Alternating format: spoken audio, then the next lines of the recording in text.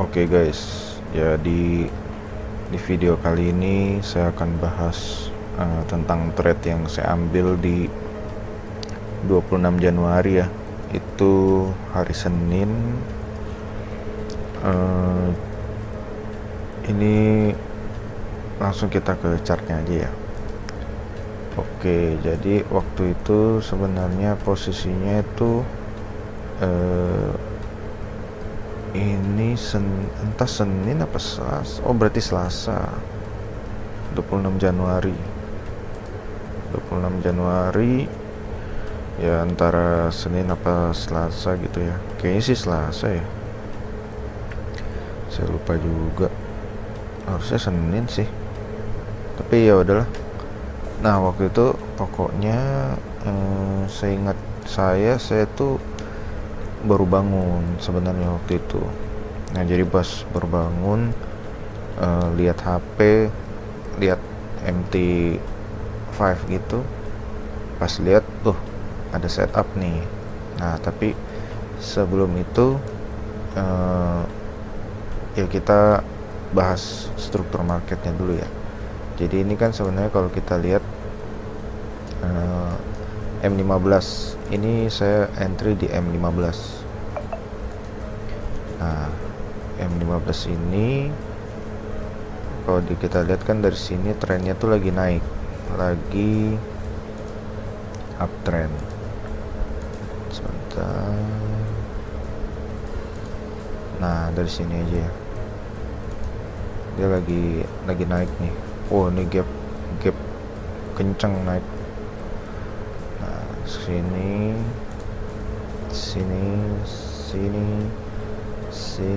Nah, dia nggak kuat bikin higher high di sini, akhirnya dia membentuk double bottom sebelum drop. Nah, dia buat double bottom, maksudnya double top terus break. Nah, dia break last low di sini.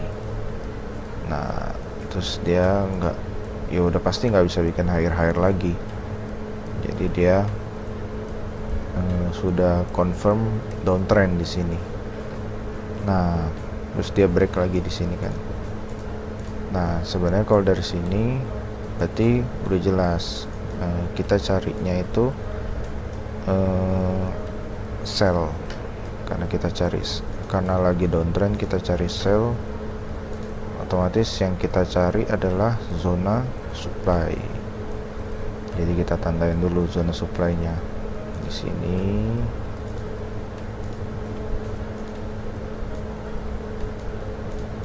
Oke. Terus ini juga ini zona yang bertumpuk nih, agak rancu nih, tapi nggak apa-apa, kita tetap tandain. Nah, zona yang bagus ya ini sih.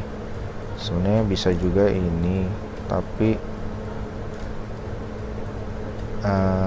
secara teori ini zona ini udah nggak terlalu kuat karena udah dites, apalagi tesnya juga udah hampir makan semua zonanya. Nah, kalau secara teori ini udah kayak dia udah makan semua order ya, sell yang ada di sini, makanya dia dropnya lebih kuat.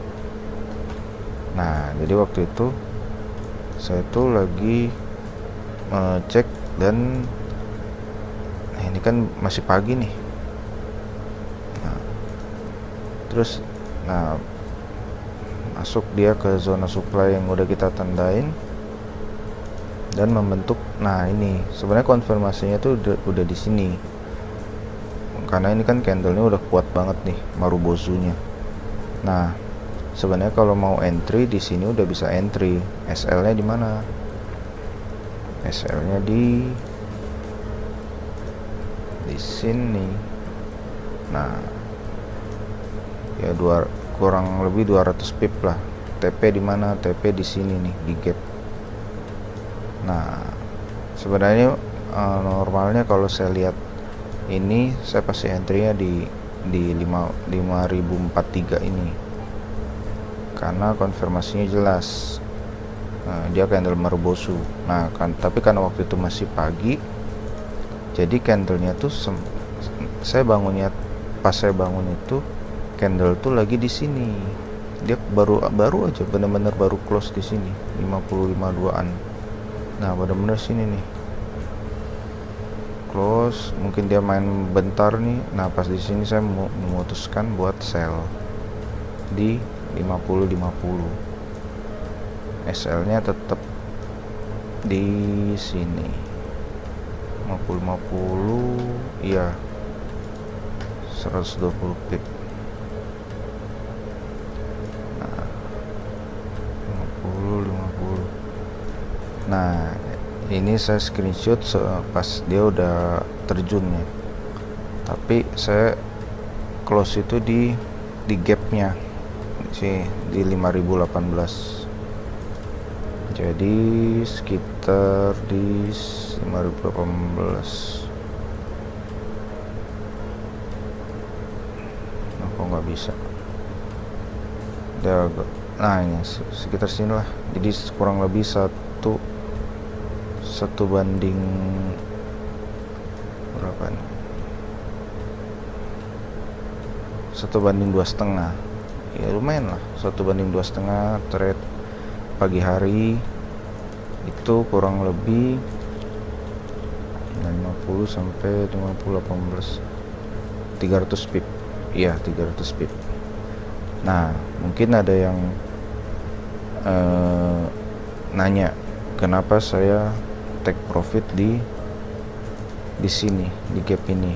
Nah jawabannya karena gap ini sebenarnya itu zona juga, tapi zona yang nggak kelihatan bentuk candlenya. Tapi gap ini ya sebenarnya termasuk zona juga. Nah jadi gap ini kan kebentuk karena harganya tuh langsung loncat gitu. Biasanya ini waktu market buka, dia tuh langsung loncat harganya. Nah jadi sebenarnya ini warning juga sih. Nah ini kan kayak gini, ini kan sebenarnya kalau kita lihat dia tuh membentuk zona. Nah cuman ya karena bentuk zonanya kita nggak tahu bagus atau enggak, jadi ya ini juga nggak bisa jadi patokan buat kita entry sebenarnya kalau gap ini. Nah jadi kayak gitu ya guys, buat info soal gapnya. Nah terus saya juga mau kasih reminder sih, kalau biasa waktu market baru buka itu biasa volatilitasnya belum terlalu bagus, belum terlalu stabil. Nah jadi sebenarnya kalau trade pagi sesi Asia gitu, kita itu kalau nggak ada setup ya jangan masuk gitu. Bener-bener kalau nggak ada setup jangan paksa masuk, karena ini pun sebenarnya waktu itu saya juga jujur agak ragu, karena ini kan ya ngeceknya pakai HP kan, nggak terlalu jelas nih liatnya. Tapi setelah saya gambar zona supply, kurang lebih lihat marketnya memang lagi bearish, makanya saya memutuskan buat entry di sini. Dan pas banget entry-nya itu pas saya bangunnya pas candle tuh lagi close di sini. Ya sebenarnya pas close di sini entry ya tetap profit, cuman ya profitnya bisa lebih banyak aja kalau saya entry di sini kan. Ini beda 70 pip, ya lumayan lah. Nah terus ya karena pagi-pagi udah ada setup, ya udah kalau memang yakin ya masuk aja gitu. Jadi kita juga belajar disiplin dengan trading plan yang kita udah buat. Nah terus juga yang penting udah konfirmasinya udah ada, setupnya udah jadi, ya udah masuk aja, nggak usah terlalu nunggu lagi gitu. Karena kalau misalnya kita benar-benar nunggu setup yang perfect, ya gimana gitu loh, nggak selalu market itu kan bekerja sesuai apa yang kita bayangkan kan.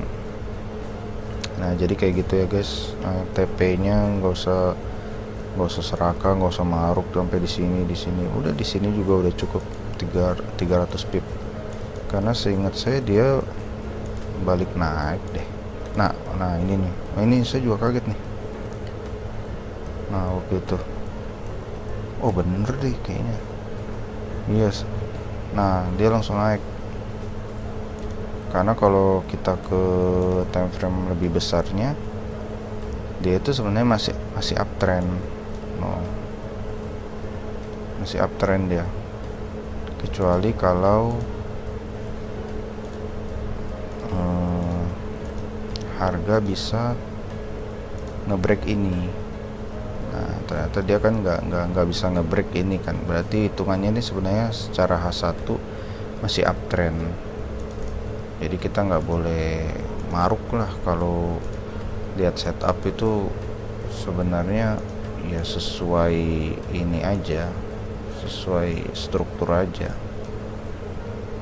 Nah jadi kayak gitu ya guys. Jadi kalau masih sesi pagi ya jangan serakah, kita harus lihat juga market strukturnya gimana. Dan trade ini juga ya bisa aja loss, bukan kalau misalnya ada setup pasti profit ya, belum tentu. Jadi yang penting itu kita berproses dengan benar dan kita disiplin dalam jangka panjang. Kalau strateginya terbukti ya pasti profit gitu loh, ujung-ujungnya profit. Nah ini bisa aja nih saya nggak ambil trade ini kalau misalnya harga itu udah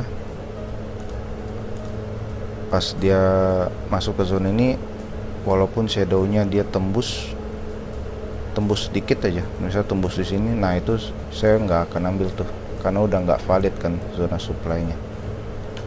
Nah jadi kayak gitu ya guys. Jadi penting banget buat kita tuh ya, setidaknya buat saya entry itu sesuai zona ya, karena sesimpel ya, karena trading plan saya harus entry di dalam zona, jadi kayak gitu.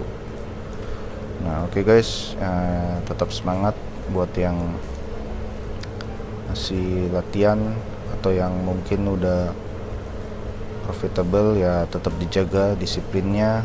Karena ingat, di market ini kita harus pikir jangka panjang, jangan pikir jangka pendek aja. Karena kalau misalnya kita pikir jangka pendek, kita pasti akan maunya profit banyak dalam waktu yang secepat mungkin, dan itu biasanya ujung-ujungnya pasti hancur ya. Jadi kayak gitu ya guys. Untuk video kali ini, kalau misalnya ada pertanyaan atau komentar bisa komen di bawah, dan see you guys di video selanjutnya. Bye.